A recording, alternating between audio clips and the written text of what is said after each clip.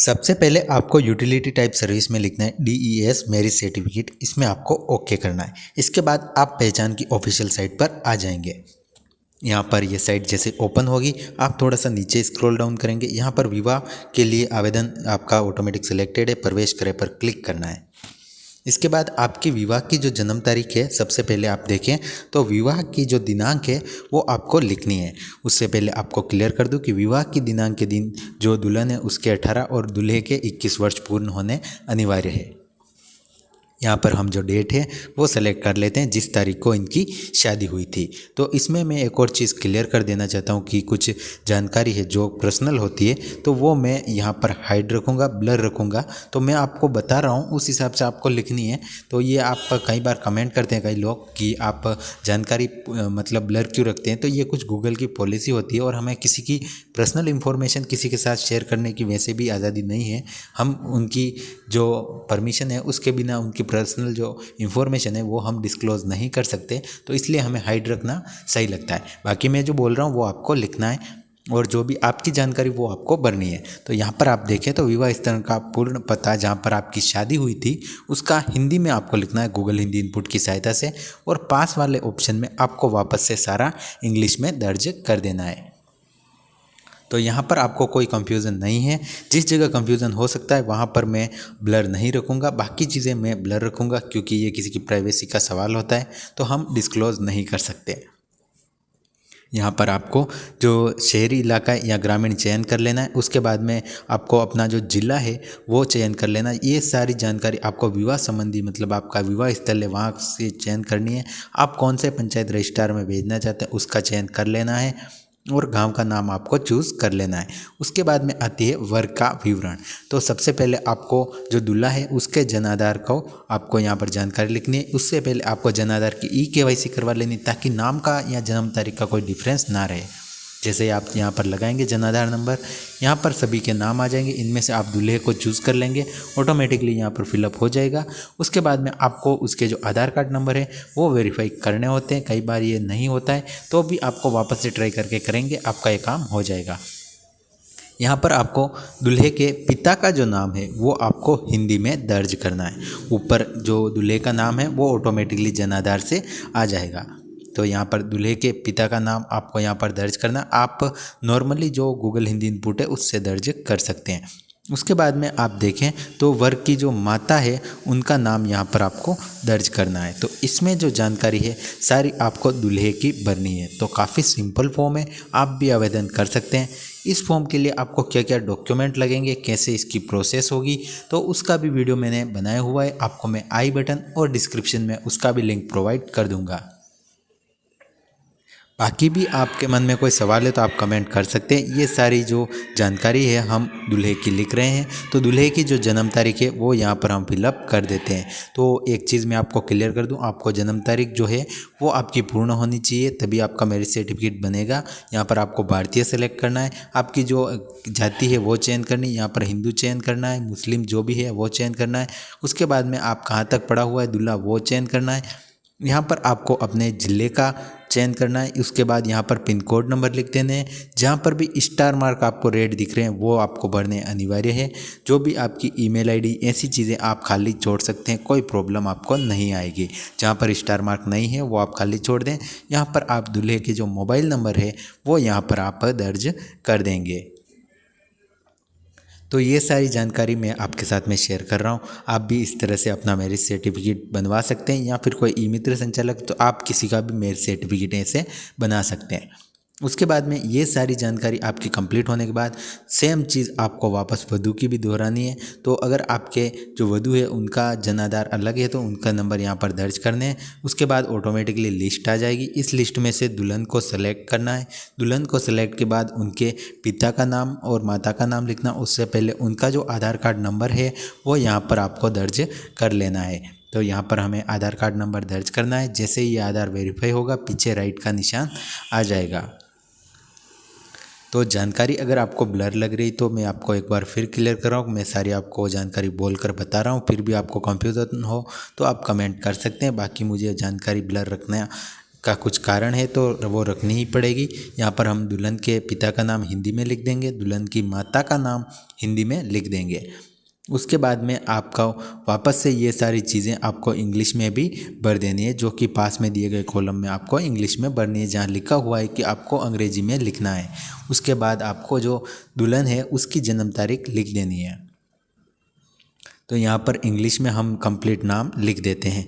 तो हिंदी में लिखने के लिए आप गूगल हिंदी इनपुट का यूज़ कर सकते हैं, और भी अगर आप चाहें तो अपने घर से pehchan.raj.nic से इसे अप्लाई करेंगे तो भी ये सेम प्रोसेस आपकी रहने वाली है। यहाँ पर दुल्हन की जो जन्म डेट है वो हम चेंज कर लेते हैं। दुल्हन की जो जन्म तारीख है वो आपको ध्यान रखना है कि 18 साल पूर्ण होने चाहिए विवाह के दिन। उससे अगर कम हुई तो आपका मैरिज सर्टिफिकेट खारिज कर दिया जाएगा, नहीं बनाया जाएगा। तो बाल विवाह में मैरिज सर्टिफिकेट नहीं बनते हैं, ये चीज़ मैं आपको और क्लियर कर दूं। तो यहाँ पर आपको लिख देना है। उसके बाद में आपको भारतीय सेलेक्ट करना है, जो भी आपकी जाति आती वो चयन करनी है, OBC ST। उसके बाद में हिंदू जो भी धर्म है वो चयन करना है, कहाँ तक पढ़े हुए हैं। उसके बाद में ज़िले का चयन करना है। उसके बाद में आपको अपना जो पिन कोड नंबर है वो दर्ज करना है। ईमेल ID खाली छोड़ सकते हैं। यहाँ पर आप थोड़ा सा नीचे आएंगे तो गवाह की जानकारी आ जाएगी। तो यहाँ पर जो दोनों पक्ष वर पक्ष और वधु पक्ष के गवाह, जो कि आप उनके पिताजी को बना सकते हैं, तो उनकी जानकारी हमें लिखनी है। तो सबसे पहले उनका जो नाम है वो हिंदी में लिख देना है। तो यहाँ पर जो उनका नाम है वो हम हिंदी में दर्ज कर देते हैं। तो यहाँ पर दूल्हे के जो पिता है उनका नाम हम हिंदी में यहाँ पर लिख देते हैं। तो ये हम जो नाम है वो यहाँ पर टाइप कर दिया है। उसके बाद में हमें जो उनका नाम है वापस से इंग्लिश में भी लिख देना है। तो इसके लिए आप उनके आधार कार्ड की सहायता लेंगे, आधार कार्ड में देखकर सही से यहाँ पर भर देंगे। उसके बाद में उनका जो एड्रेस है वो यहाँ पर भर देना है। तो जो दूल्हा होगा उसके जो घर का एड्रेस है वो भरना है। दुल्हन के पक्ष में दुल्हन के पिता का नाम आएगा और उनके जो एड्रेस है वो यहाँ पर दर्ज कर देना है। तो यहाँ पर आपको उनके आधार कार्ड की भी फ़ोटोकॉपी लगानी है। तो ये आपको कम्प्लीटली ध्यान देना है। तो यहाँ पर ये जानकारी भी सारी हम धीरे धीरे करके भर देंगे। उसके बाद में हमें ज़िले का चयन करना है। तो ज़िला जो भी लगता है वो चयन करेंगे। उसके बाद में जो गवाह हम लगा रहे हैं उनके मोबाइल नंबर यहाँ पर दर्ज कर देंगे। तो यहाँ पर हम जो मोबाइल नंबर है जो दूल्हे के पिता है उनके नंबर यहाँ पर लगा रहे हैं। तो ये सारी प्रोसेस के बाद सेम प्रोसेस हमें दुल्हन के साथ भी अपनानी है, दुल्हन के इसमें भी अपनानी है, मतलब कि दुल्हन का जो फॉर्मेलिटी भर रहे हैं उसमें भी। तो यहाँ पर सबसे पहले आपको हिंदी में लिखना है दुल्हन के पिता का नाम, आपके मोबाइल नंबर आप जैसे चाहें दर्ज कर सकते हैं। तो जो भी स्टार मार्क है वो आपको भरने अनिवार्य है, बाकी चीज़ें आप खाली छोड़ सकते हैं, आपको कोई समस्या नहीं आएगी। तो एक साइड में ये फॉर्म पूरा हिंदी में भरना है, जिसके लिए आप गूगल हिंदी इनपुट का सहायता लेंगे, और एक साइड में आपको इसे इंग्लिश में भरना है। तो काफ़ी सिंपल और काफ़ी नॉर्मल फॉर्म है, आप आसानी से इसे फिलअप कर सकते हैं। अपने घर बैठे भी आप इसे अप्लाई कर सकते हैं, आपको कोई समस्या नहीं आएगी। इसके बाद में यहाँ पर आपको 3 ऑप्शन मिलते हैं, ID प्रूफ, आधार कार्ड। यहाँ पर आपको जो आवेदक है उसको वेरीफाई करना होता है। तो यहाँ पर हम आधार कार्ड की सहायता से करेंगे। तो यहाँ पर जो आधार नंबर है आवेदक के वो यहाँ पर दर्ज कर लेने, ताकि वो सत्यापित हो जाए। तो दूल्हा या दुल्हन या फिर दूल्हे के पिता या दुल्हन के जो पिता है वो उनमें से कोई भी एक जना आवेदक बन सकता है, आपको यहाँ पर कोई समस्या नहीं आएगी। तो यहाँ पर जो दुल्हन है हम उन्हें आवेदक बना रहे हैं, तो उनके जो आधार नंबर है वो यहाँ पर हम दर्ज कर देंगे। तो यहाँ पर लगाने के बाद आधार नंबर, उसके बाद सत्यापित करे पर क्लिक करेंगे, ये राइट हो जाएगा। उसके बाद में जो दूल्हा दुल्हन है उनकी एक फ़ोटो JPG में सेव करनी है और उसे इसमें अपलोड कर लेना है। तो उससे पहले हम जो आवेदक का नाम है वो हिंदी में दर्ज कर देते हैं। उसके बाद में आवेदक का नाम वापस से इंग्लिश में भी दर्ज कर देंगे। तो यहाँ पर आप देखें तो हमने ये सारी जानकारी एक एक करके भर रहे हैं। तब तक आप चैनल को ज़रूर सब्सक्राइब करें। अगर आपको और भी कोई कन्फ्यूज़न है तो कमेंट ज़रूर करें, मैं आपकी हेल्प करने की पूरी कोशिश करूँगा। तो हमारे चैनल पर ऐसे वीडियोज़ आते रहते हैं, चैनल को ज़रूर सब्सक्राइब करें। तो यहाँ पर हम जो कंप्लीट इंग्लिश में जानकारी है वो सारी हम यहाँ पर भर देंगे। उसके बाद में यहाँ पर जो आवेदक का आधार नंबर है वो वापस से दर्ज कर देंगे। तो ऊपर हमने जो लिखा वही यहाँ पर वापस लगा देंगे। उसके बाद में यहाँ पर आप देखें तो आपको सिर्फ ज़िले का चयन करना है। उससे पहले हम जो फ़ोटो है वो हम यहाँ पर निकाल लेते हैं, जो एक फ़ोटो हमें यहाँ पर अपलोड करनी होगी। तो यहाँ पर जो फ़ोटो है वो हम लगा रहे हैं। तो हमने JPG में पहले ही हमने मंगा ली है उसे हम कंप्लीट कन्वर्ट करके इसमें अपलोड कर देंगे। तो जब तक ये फ़ोटो खुल रही है तब तक आप चैनल को सब्सक्राइब कर दें। तो ये नॉर्मल सी जानकारी है और आप भी आसानी से घर बैठे इस फॉर्म को भर सकते हैं। तो यहाँ पर हमने फ़ोटो अपलोड कर दी है। उसके बाद में आपको जो आवेदक है उसके मोबाइल नंबर लगाने और OTP भेजने के लिए सत्यापित करें पर क्लिक करना है। जैसे आप सत्यापित करें पर क्लिक करेंगे उसके मोबाइल नंबर पर एक OTP नंबर प्राप्त होगा।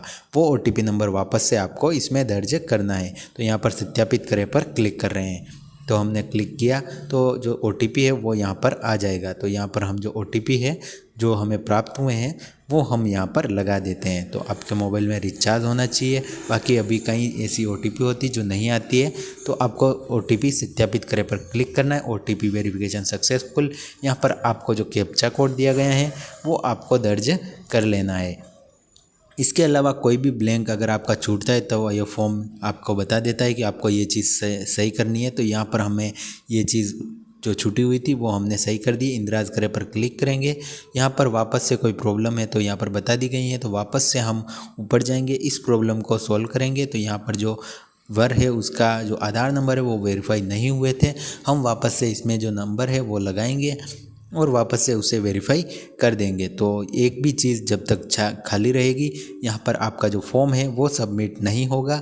तो आपको ये कम्प्लीटली ध्यान देना है और जो भी चीज़ ये पूछे आपको सही से भर देनी है। जब आपकी सारी जानकारी कंप्लीट हो जाएगी उसके बाद में आप इस फॉर्म को सबमिट कर सकते हैं, आपको कोई समस्या नहीं आएगी। तो यहाँ पर वापस से कैप्चा कोड जो है हम यहाँ पर फिलअप करते हैं। उसके बाद में इंद्राज करे पर क्लिक कर देंगे। उसके बाद में आपका जो फॉर्म है वो आपके पंचायत स्तर या फिर नगर पालिका स्तर पर जहाँ पर भी आपका बनेगा, अगर आप रूरल एरिया से तो आपकी ग्राम पंचायत स्तर पर सचिव के पास चला जाएगा। तो आप इसका स्क्रीनशॉट ले सकते हैं। आपके मोबाइल पर भी आपको इसका नोटिफिकेशन मिल जाएगा। आपको प्रपत्र संख्या 15 प्रिंट करनी है। इसके बाद में इसे वापस साइन करके कंप्लीट फिलअप करके जो आपकी सचिव हैं उन्हें जमा करवानी है। इसका मैंने कंप्लीट वीडियो बना रखा है, आप चाहें तो उसे चेकआउट कर सकते हैं कि उसमें क्या क्या करना है। तो आशा करूँगा आपको ये छोटा सा वीडियो था ज़रूर पसंद आया होगा। ऐसे ही वीडियो हम आपके साथ में और भी शेयर करते रहेंगे। इसके लिए ज़रूरी है कि आप चैनल को सब्सक्राइब करके ज़रूर सपोर्ट करें। अगर आपको फिर भी कोई समस्या आई हो तो आप कमेंट करें, मैं आपकी हेल्प करने की पूरी कोशिश करूँगा। मिलते हैं नेक्स्ट वीडियो में। इस वीडियो में इतना ही। वीडियो देखने के लिए आपका बहुत बहुत धन्यवाद।